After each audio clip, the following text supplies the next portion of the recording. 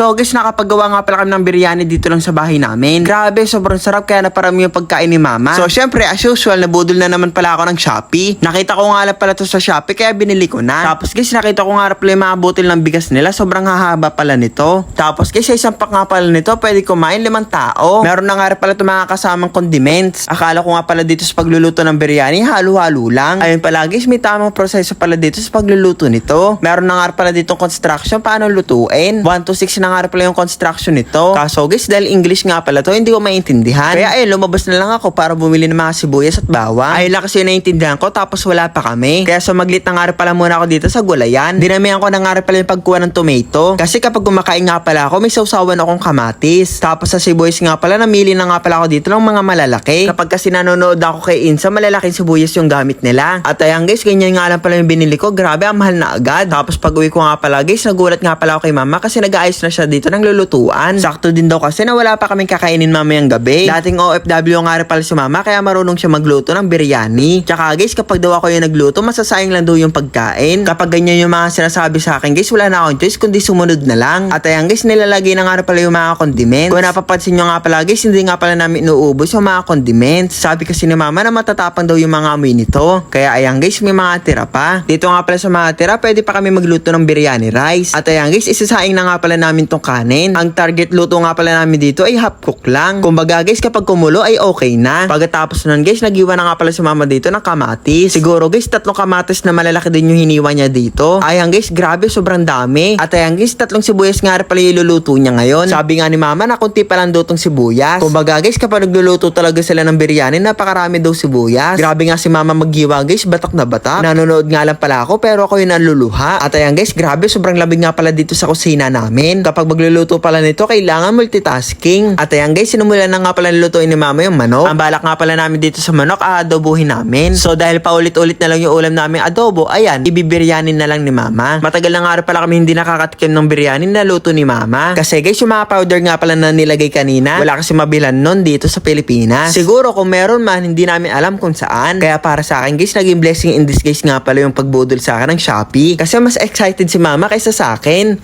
Sunog din eh. Hindi, ganyan talaga yan, Renz. Ganyan Sunog? talaga, hindi yan sunog.